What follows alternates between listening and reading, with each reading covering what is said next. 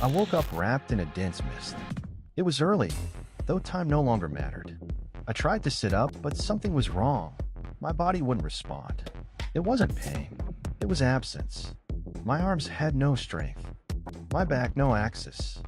And my face collapsed inward. That's when I knew. I no longer had bones. My skull, my spine, the ribs that once protected my lungs gone. The reflection in the glass showed a trembling, formless mess, like a fallen puppet. I felt no pain, but a primitive kind of desperation.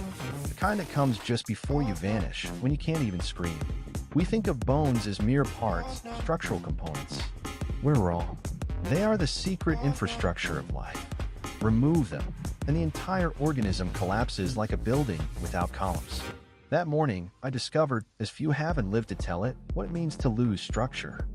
Not metaphorically, not emotionally, but literally, the very architecture of what it means to be human.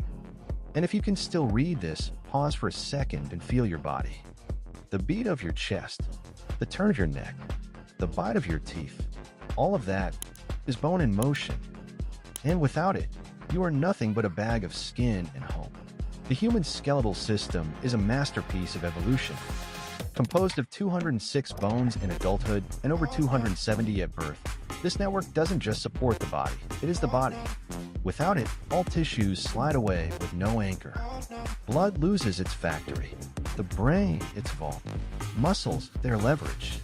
In the impossible but revealing scenario of instantly losing every bone in your body, the reality is brutal. You become an organism collapsed in on itself, without orientation, without mobility. Gravity, something we normally resist with every step, becomes an oppressive force, crushing everything to the ground. You can't even lift your head. The neck, stripped of vertebrae, has no way to hold anything up. The rib cage, made of 12 pairs of ribs attached to the sternum and spine, is essential to something as basic as breathing. Its expansion and contraction allow the lungs to inflate. Without it, your lungs are loose, unable to function on their own. A ventilator would be required from the very first second, not just to keep you alive, but to prevent a slow, passive death by asphyxiation. But there is another hidden enemy: infection. With the respiratory tract permanently exposed and without the structural protection of bone, any bacteria or virus can enter the pulmonary system directly. What would normally be a common cold could evolve within hours into pneumonia or full-blown sepsis. And even more severe, without bones, there is no bone marrow. This spongy tissue, located inside long and flat bones, is responsible for the production of blood cells, red blood cells, oxygen transport, white blood cells, immune defense, and platelets clotting. Without it, you become a kind of walking target, completely defenseless against viruses, infections, even minor cuts. It would be like having AIDS, anemia, and leukemia all at once. Jawbone, your teeth, though not technically bones, have nothing to hold them in place. They fall out. And with them goes the ability to chew, speak, or produce shaped sounds. You must be fed through a tube, directly into your stomach, but even that doesn't guarantee functional digestion. Your digestive system is now suspended in internal jelly, with no abdominal pressure or gravitational orientation. Eating becomes a clinical procedure, not a human experience. Movement is impossible. Your muscles, without anchor points, have no traction. They are present, but cannot contract with purpose.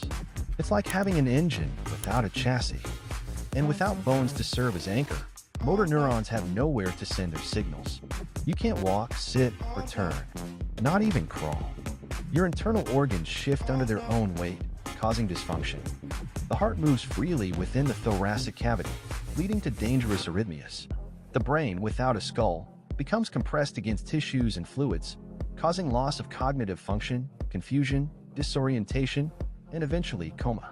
And if we had always been like this, if we had never had bones, evolution would have taken a different path. Without an internal skeleton, we would never have colonized dry land. We would still be marine creatures, jellyfish-like or worm-like. Language, art, technology, everything that defines humanity, requires a body that can stand, manipulate, extend. Perhaps we would have developed exoskeletons, like arthropods. But those systems impose their own limits: small size, molting base growth, with extreme vulnerability and external structures that degrade easily. An exoskeletal humanity would have been slow, fragile, and likely incapable of developing an advanced civilization. In another variant, we might have evolved as a gelatinous but collective organism, like siphonophores, where multiple entities work as one. But that would also mean losing individuality. Without bones, perhaps even the concept of I wouldn't exist. And yet, in our world, there are those who live something close to this. People with X-linked hypophosphatemia, a rare genetic disease that impairs the proper absorption of calcium and phosphorus in the bones. Their bones are soft, almost non-existent. They walk in pain.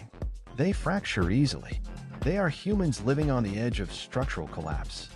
Thanks to medical advances, there are therapies based on recombinant enzymes that can slowly help regenerate lost bone.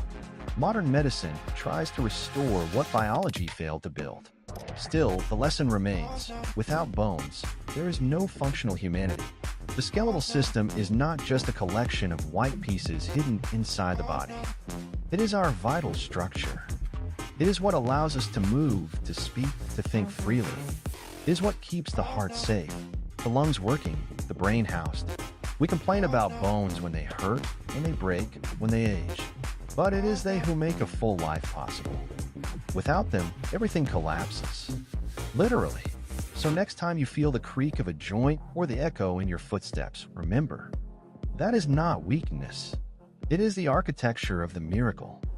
And you, if offered the chance to live without bones for a day, to become ethereal, weightless, pain-free, would you accept knowing you could never return?